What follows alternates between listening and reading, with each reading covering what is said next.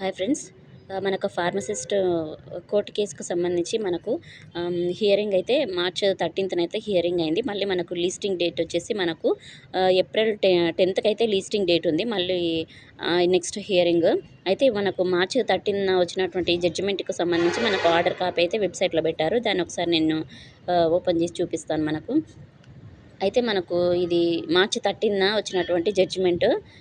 ఈ జడ్జిమెంట్లో మొత్తం 11 పిటిషనర్స్ ఉన్నారు కదా, వాళ్ళందరూ మెన్షన్ చేసినటువంటి ఏ పాయింట్స్ మీద కేసు వేశారనే దాని గురించి అన్ని డీటెయిల్స్ అయితే ఇక్కడ ఇచ్చారు. అదేవిధంగా ఆర్డర్ వచ్చేసి మనకు all the selections pursuant to notification number 5th 2024 dated అదేవిధంగా 9th month 2024 would be subject to the result of the writ petition అని ఆర్డర్ అయితే వచ్చింది. అయితే మనకు ఇది ఇంకా నెక్స్ట్ హియరింగ్ కంప్లీట్ అవ్వలేదు. ఆ రోజు జరిగినటువంటి జడ్జిమెంట్కి సంబంధించి వచ్చినది. మనకి మళ్ళీ నెక్స్ట్ హియరింగ్స్ కూడా ఉన్నాయి. కంప్లీట్ వాదనలు అయితే జరగలేదు.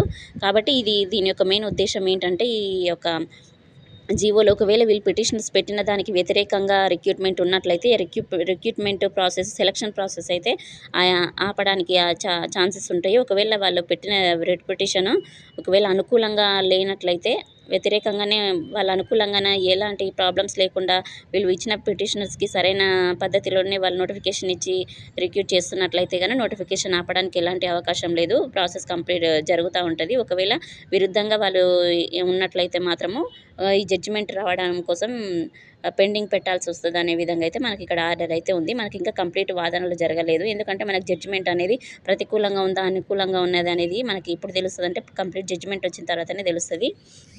మనకైతే ఈ ఫార్మసిస్ట్కు సంబంధించి అన్ని హియరింగ్స్ అన్ని నోటిఫికేషన్స్ ఫైనల్కి provisional list, general ranking list అన్నీ ఇస్తారు. కాకపోతే ఫైనల్ సెలక్షన్ లిస్ట్ ఏదైతే ఉందో అది జడ్జిమెంట్ని ఆధారంగా వేసుకొని మనకు జడ్జిమెంట్ వచ్చిన తర్వాత ఒకవేళ ప్రాసెస్ చేంజ్ చేయాలన్నా, ఏమైనా మోడిఫికేషన్ చేయాలన్నా, మరి రిక్రూట్మెంట్ ప్రాసెస్లో ఏమైనా ఇప్పుడు మళ్ళీ ఏమైనా మార్పులు చేర్పులు చేయాల్సి ఉంటుందా అనేది మనకు కోర్టు ఆర్డర్స్ బట్టి సూచిస్తుంది. దాని ప్రకారం చేంజ్ చేసుకోవాల్సి ఉంటుంది. ఒకవేళ లేదు కరెక్ట్గానే ఉంది, ఎలాంటి ప్రాబ్లం లేదంటే మాత్రం యాజ్ ఇట్ ఈస్గా రిజల్ట్స్ అయితే వచ్చే అవకాశం ఉంది. మనకి ఇంకా వాదనలు జరగాల్సి ఉంది కాబట్టి నెక్స్ట్ హియరింగ్ మనకు ఏప్రిల్ అయితే 10th అయితే హియరింగ్ డేట్ ఇచ్చారు. మళ్ళీ ఆ రోజు హియరింగ్ అటెండ్ అవుతారా, మళ్ళీ ఒకవేళ బెంచ్ మీదకి వస్తుందా రాదా కూడా చూద్దాము. ఒకవేళ ఏప్రిల్ 10th కూడా ఒకవేళ హియరింగ్ జరిగినట్లయితే మళ్ళీ ఏమైనా ఆర్డర్ కాపీ వస్తే కూడా నేను దాని గురించి కూడా మళ్ళీ అప్డేట్ చేస్తాను. మరిన్ని జాబ్ అప్డేట్స్ కోసం అయితే మన ఛానల్ని ఫాలో అవుతూ ఉండండి. అదేవిధంగా మిగతా వేకెన్సీస్ ఏవైతే ఉన్నాయో ఏఎన్ఎం, స్టాఫ్ నర్స్, అదేవిధంగా ల్యాబ్ టెక్నీషియన్ వాళ్ళకి సంబంధించి కోర్టు కేసు ఇష్యూస్ అలాంటివి ఏం లేవు కాబట్టి వాళ్ళది యాజ్ ఇట్ ఈస్గా రిజల్ట్స్ ఎంహెచ్ఎస్ఆర్బి డైరెక్ట్గా మనకు ఫైనల్కి merit list, provisional list, selection list పెట్టే అవకాశం ఉంది. ఓన్లీ ఫార్మసిస్ట్ ఈ పోస్టులకు మాత్రం సంబంధించి కోర్టు ఆర్డర్స్ అయితే దాని మీద ఆధారపడి ఉంది. ఒకవేళ కోర్టు జడ్జిమెంట్ ఒకవేళ వచ్చినట్లయితే మాత్రము నెగిటివ్ పిటిషన్లో పేర్కొన్నటువంటి అంశాలు ఏవైతే ఉన్నాయో వాటిని ఒకవేళ ఈ రిక్రూట్మెంట్కి వ్యతిరేకంగా ఉన్నట్లయితే ఒకవేళ జడ్జిమెంట్ కోసం ఆపాల్సి వస్తుంది.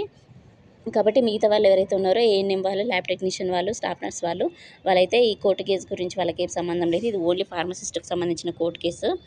మరిన్ని జాబ్ అప్డేట్స్ కోసం మన ఛానల్ సబ్స్క్రైబ్ చేసుకోండి, ఫాలో అవుతుండండి. Thank you.